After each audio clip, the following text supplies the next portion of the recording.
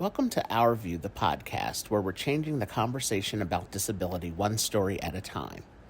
Here at Our View, we're all about education, awareness, and shifting perspectives. With each episode, we dive into honest, meaningful conversations with individuals from across the disabled community, amplifying voices, sharing lived experiences, and challenging the way society sees disability. Because disability isn't a limitation, it's a part of the human experience. So pull up a seat and join us as we broaden the view and bring real, powerful stories into focus. This is Our View. I would like to welcome everyone back to a brand new episode of Our View, the podcast. I'm your host, Arthur Aston, and this podcast is all about educating, raising awareness, and changing the tone of conversation about disabilities. I'm happy to welcome my guest today, Tianna. So thank you for joining me for this conversation. Thank you for having me. I'm so honored to be here. Yes, I'm honored to have you and thank you. So, to start the conversation, can you share a little bit about yourself and tell us who you are? Who is Tiana? Yes. So I don't think I knew who Tiana was really and truly, if I'm honest, until like life showed me, it kind of showed me who I was. So when I was 18 years old, my mom got pregnant and she gave birth to a child who was incompatible with life. And so very quickly on in the pregnancy, at 12 weeks, she hemorrhaged. At 16 weeks, she had a cerclage placed, literally a stitch in her cervix.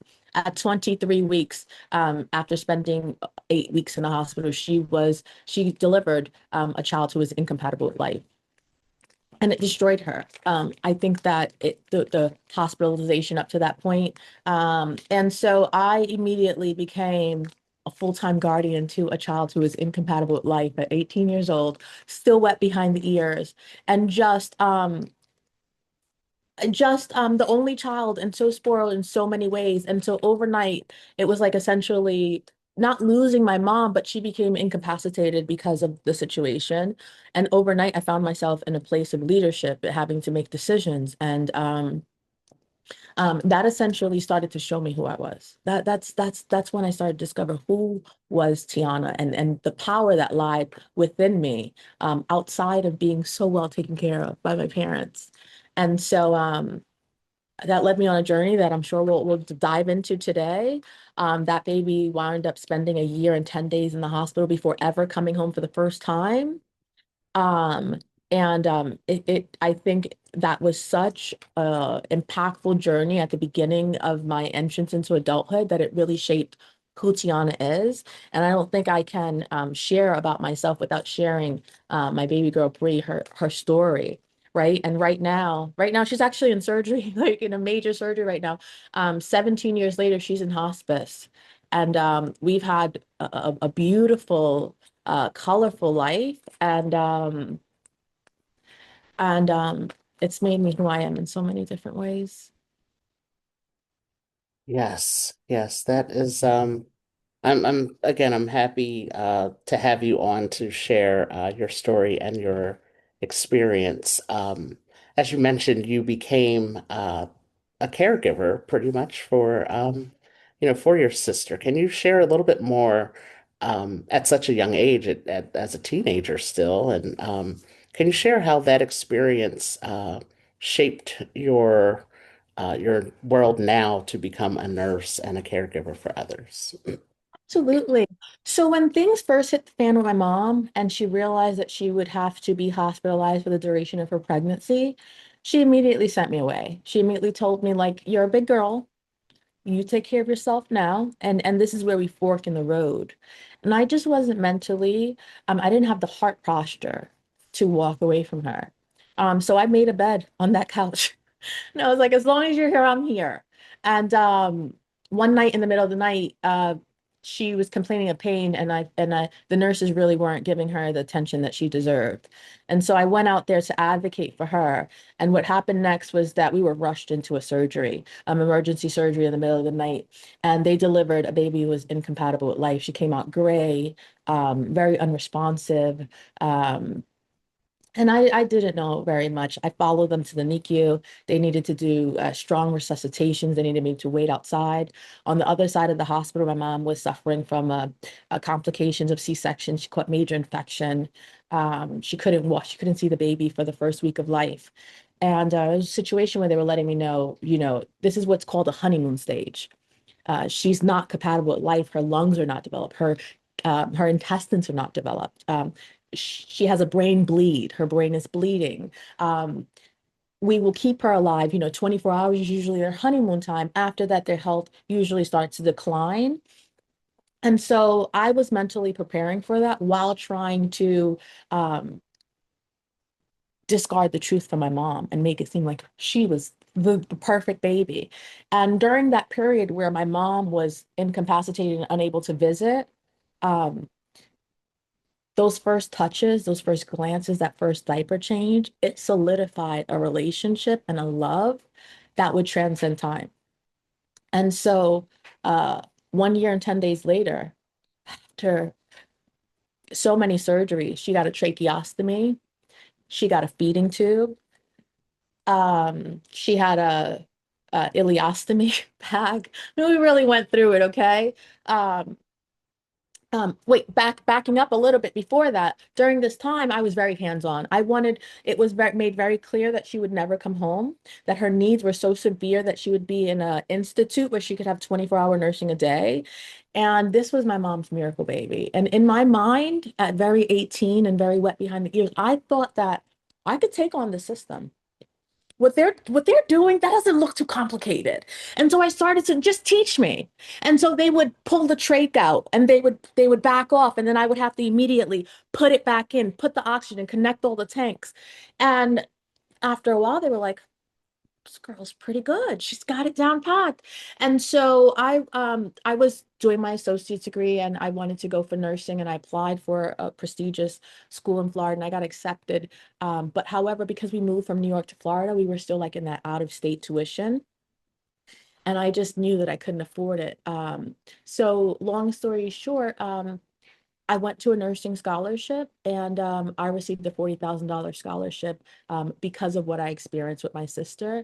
And that $40,000 scholarship allowed me to become a registered nurse. And my first job was the NICU. I went straight into the very area that she was delivered in. And I worked there. I worked in that same hospital system for 5 years before beginning to go into perinatal ER, labor delivery, like all of the specialties. But how did I become a nurse that serves other people? I think it was when I got pregnant with my first child, right? I felt like Bree was stable. She was about 7, 8 years old. Um, I wanted to have a baby. And so I was married. I had, and I got pregnant and everything was fine. I felt like I had some complications, but um, I really wasn't getting the support that I needed, even as a labor and delivery nurse. People just weren't listening to me. And that's the first time I started to understand like racism in the healthcare system, even as a registered nurse. And so I was complaining that things just weren't feeling right, in my pregnancy. And they kept gaslighting me that it was all in my head, that I was hypochondriac, that because I work in the NICU and I also had my baby girl at home, that I was imagining all of these things. So on Christmas, after opening everything for my baby boy Logan, who I was pregnant with, that 6 months pregnant, I was feeling some pain. And I decided I'm going to drive 1 hour away outside of city limits to another hospital so that they can assess me from the head to toe and they'll tell me what's up. But when I got there on December 26th, my pregnancy was, my baby had lost his heartbeat.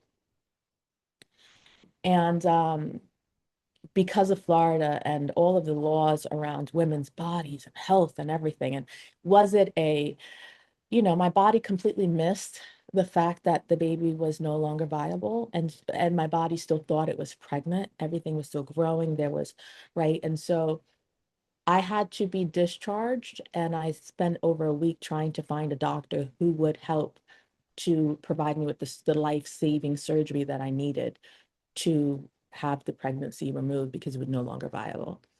And so that happened on December 31st. And I spiraled after. I think initially I wanted to be strong. I wanted everyone to know that I was so strong. And I tried to go back to work because I only have like 7 days of bereavement. And I felt like everyone could see me. Like they knew I was an imposter. Like they were like, how are you trying to save other babies and you couldn't even save yours? And I felt like my mind started to play tricks on me.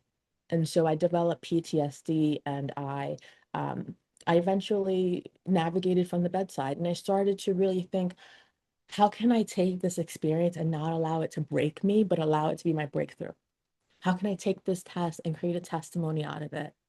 Um, and so and I don't want to make this like the Disney fairy tale. It was not like there was a lot of hard moments in between, a lot of um, nights in the bathroom crying when my husband fell asleep because I didn't want him to know how much I was in pain. And I remember God telling me one night, why not you? Who better than you? And that's when I really started to like dabble into like uh, coaching and fertility practitioner and how can I use the knowledge that I have and the experience that I have to support, to guide, to coddle, to be the gap that other women are missing in healthcare. And so I decided to name my business Love Served Warm because I felt like that's what we were missing. It was that love, it was that tenderness, it was that softness that we all look for when we go to the hospital. We're hoping that someone gives it to us, that we see a familiar face. And I wanted to be that for other women who would experience what I went through or who would be at risk for experiencing this. Thank you for sharing such details of your story. I I was touched when you said two different things there. The first one was um, not allowing that experience to break you, but to make it be your breakthrough. That is that was such a great way to put things because everybody faces such traumatic experiences and difficult times.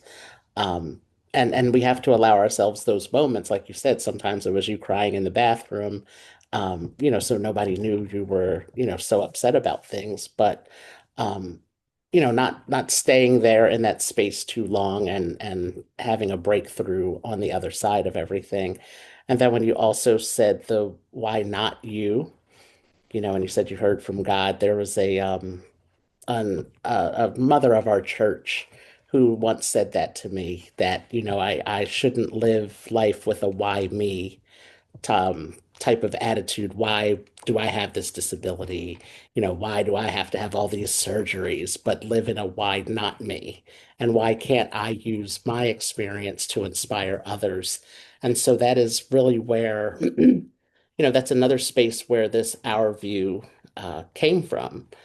Because it's a why not me? Like use my experience to uplift others who may be experiencing different different challenges because of their diagnosis, their disability diagnosis. So when you said those two things, I was like, oh my gosh, I got like chills from it. I was like, wow, like we're like you said, this is this conversation is definitely was definitely put together for a purpose. So thank you for sharing that.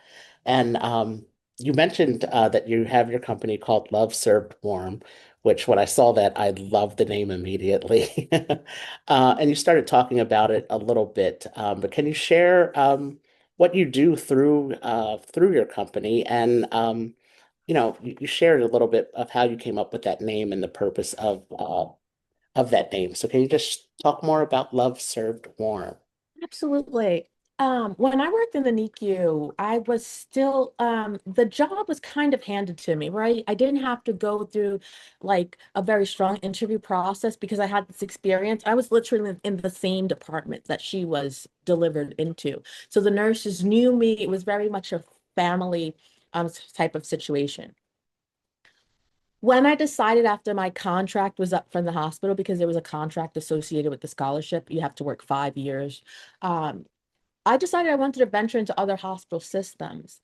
And I began to understand that there wasn't as much diversity as I thought it was. And because my situation happened so easily, I think I underestimated the plight of women of color and what that looks like in certain specialties in the hospital and understanding that representation doesn't exist in those specialties, more specifically labor and delivery. Right.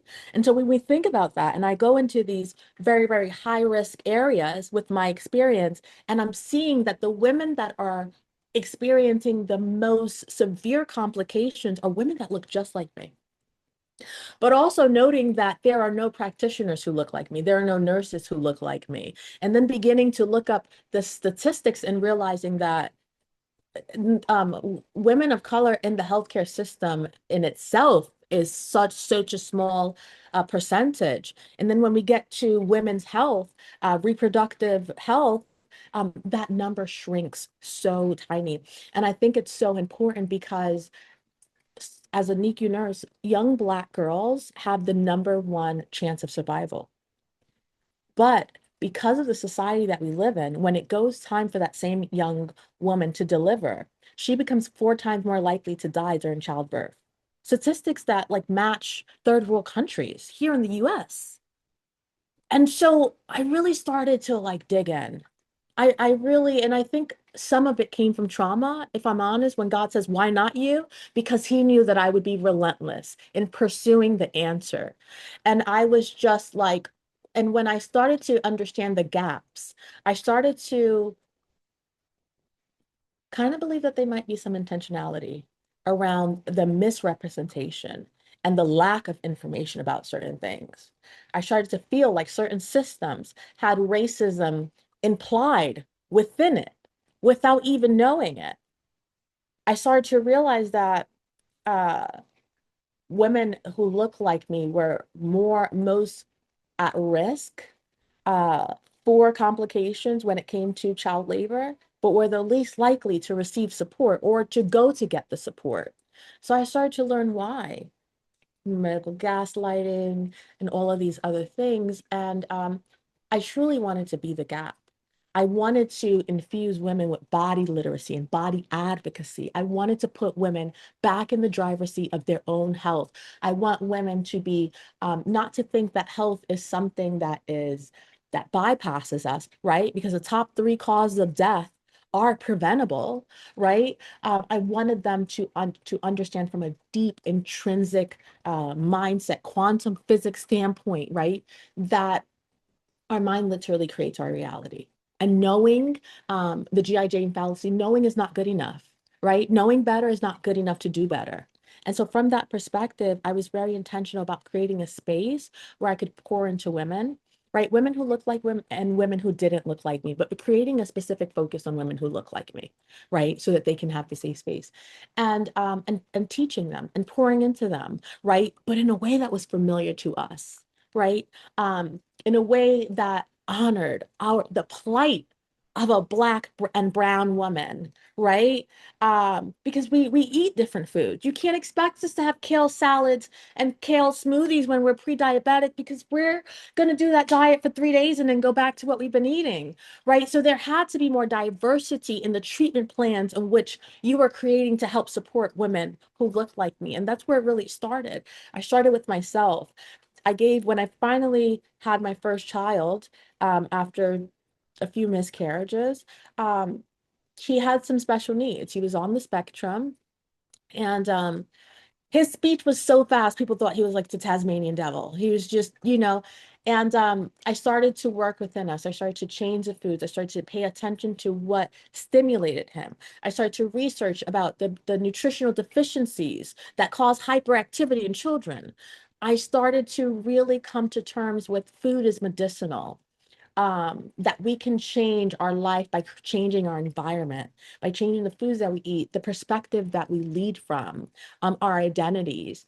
And that started to kind of build the leaves, the trees, the branches for Love Serve Warm.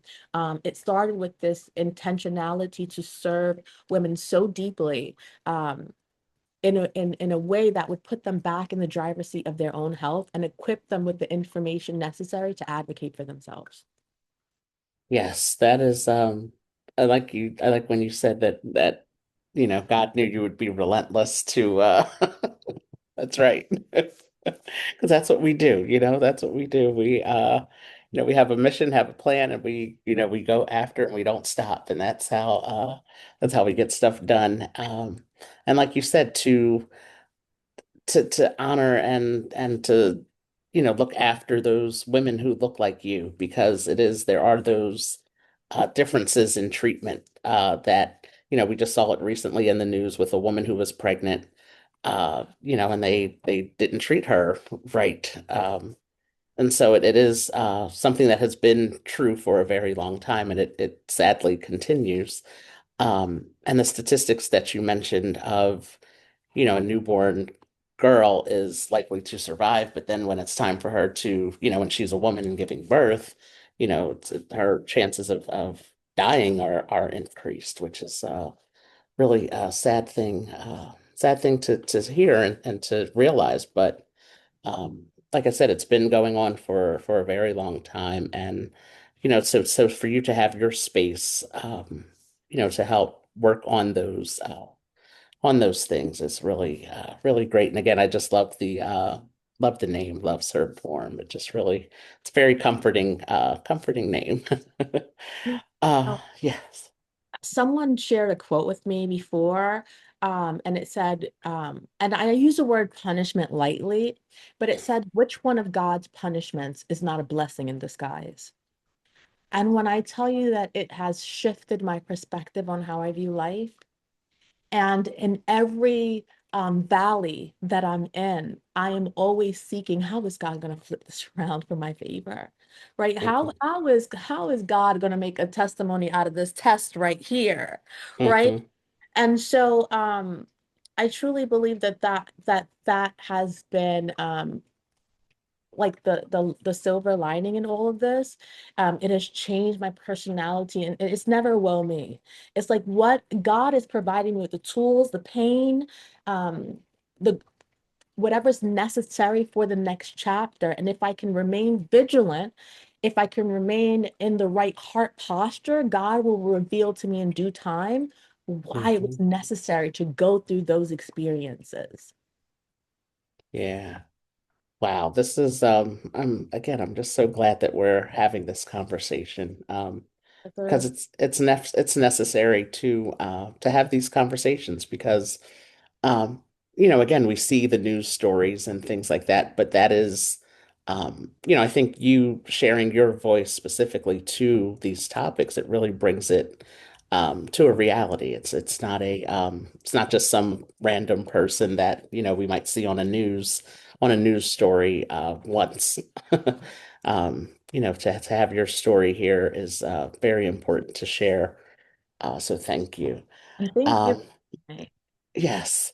So I want to get into a little bit in our pre-conversation when we were trying to organize a time to record. You mentioned that you help women who are diagnosed with PCOS, and then can you share what PCOS is and how you help other women reclaim their voice and trust in themselves after their own trauma, chronic illness, and invisible grief?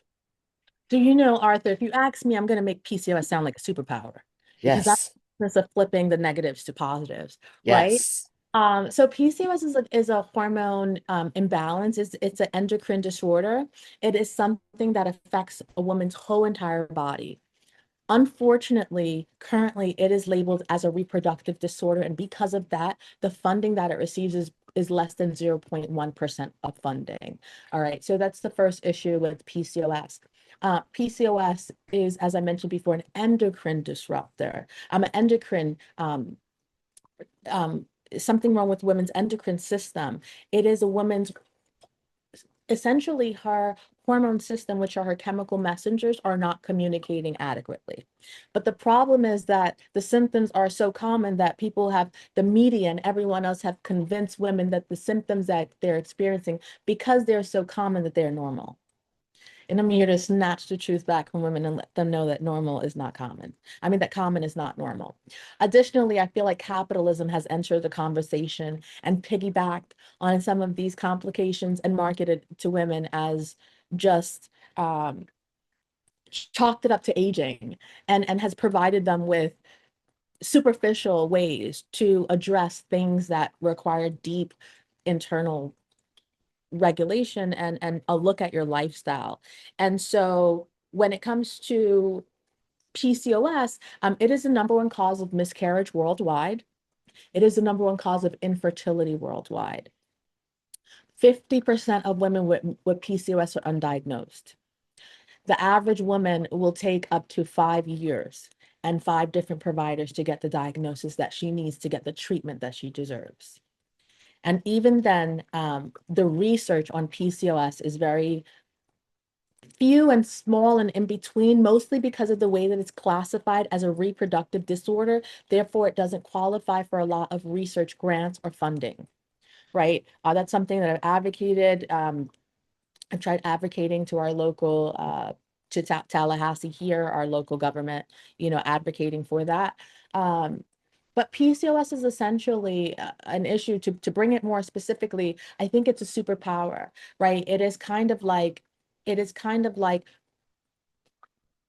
letting us know that what we are experiencing in our society is toxic, right? I feel like when women have stopped being able to give to have babies, when women's fertility is being tanked, I feel like this is the time that we raise the red flag, that we begin to look at the FDA, the regulations of our food. We begin to look at, why are women not having babies? Why are women not remotely interested in having babies, right? We have to address that it is a, a deep problem within our system. And so with women with PCOS, the symptoms are overweight, right? It is like your internal thermostat, right? The way I live in Miami, if I set my thermostat at 70 degrees and I walk into my house is wet and damp, and I'm not going to throw out the house. I'm going to be like, my AC, my thermostat is not working. For many women who struggle with weight, they're overweight their whole entire lives. They never have someone to justify them and tell them, your thermostat is off. You're not lazy. You're not incompetent. You're not disobedient. Okay? Your internal thermostat is off. And because it is off, it is unable to regulate the weight that you feel good at. So these women begin to gain obsessive amounts of weight, eating the same foods that they do. These women begin to experience feel wired but tired. They're up to 2 a.m. scrolling on TikTok, but their body is so tired, but their mind is wired, right? This is their melatonin hormone, right? The hormone that is right, their cortisol hormone. All of these hormones become dysregulated. These women struggle with mental health issues. They struggle with anxiety and depression linked to anovulatory cycles. They're not ovulating. And because they're not ovulating, they don't make this hormone called progesterone that supports a woman's future pregnancies, leading to their risk of miscarriages, but also promotes a woman's sense of mental health, right? And so I'm like, are you really an angry Black woman? Or are you just not ovulating and no one has clinically diagnosed you yet? You see what I'm saying? Until we make the unknown known, it will rule our life and we will call it fate. Right. And so it's so important for women to understand what PCOS is on a deep cellular level, and be able to recognize the signs and symptoms so that they're not putting unnecessary stress and blame on themselves for things that are outside of their control, like weight gain, facial hair thinning, dark patches behind the neck, on the armpits, under the breast, which signify insulin resistance, right? All of these signs, we have to be aware of what they mean, of where they are leading us to, so that we can regain the power and control. And as I mentioned before, to put them back in the driver's seat. Yeah, thank you for that explanation because again, we see commercials and things about PCOS, and it's just, people, if you don't know, you don't know. And I think, having a chance like on a podcast like this and a space like this to really explain what it is and how it does impact a woman's entire, uh, you know, systems of her body, it's really important. To share that. So thank you so much. And as we wrap up this conversation, can you please share where people can find you on the internet, your social media handles, your website, and any other resources that you would recommend for women who are living with PCOS? Absolutely. So my website is lovesurfwarm.com, and that is also my handle on all social media platforms, Love Surf Warm. Um, as far as resources, I have a free school community where I take a lot of pride into pouring into the women in my community. I offer free monthly workshops. They're 5 days of live with me. I offer free resources and really whatever my community needs, right? Those needs shift. And as they begin to shift, I'm actively in the business of making resources to support my community in whatever that looks like. Right now it looks like needing free workshops and kind of like that community, that support, especially around the holidays, right? Maybe if I'm honest with you, right, Arthur, I lost my 6 month pregnancy on December 26th. It's always a hard time for me, right? A time when my chest is a little bit tighter. And so being able to serve women in this magnitude during the holidays and to have this community also heals me in ways that I'm super grateful for as well. Those are the resources. I have a school community. I have free workbooks, free workshops, just a ton of amazing ways to support the women. And I also post multiple times a day, every single day on all of my platforms to provide educational information for women in a way that relates and in a way that is understandable and applicable for women who look like me. Tiana, thank you so much for this conversation. I learned a lot, and I know my listeners will also gain some knowledge from this conversation. So thank you so much for your time, and I look forward to staying in touch with you. And thank you. Absolutely. Thank you, Arthur. Yes. Thank you for joining us for this episode of Our View, the podcast, where we amplify the voices and stories of those in the disabled community, one conversation at a time. If this story moved you, taught you something new, or sparked a different perspective, we'd love to hear from you. Write a review of the podcast on Apple Podcast and be sure to subscribe so you don't miss future episodes. Follow us on all social media platforms at Our View for Life 25. At Our View, we believe that disability is not a limitation. It is a powerful part of the human experience. So until next time, keep listening, keep learning, and keep seeing the world through our view.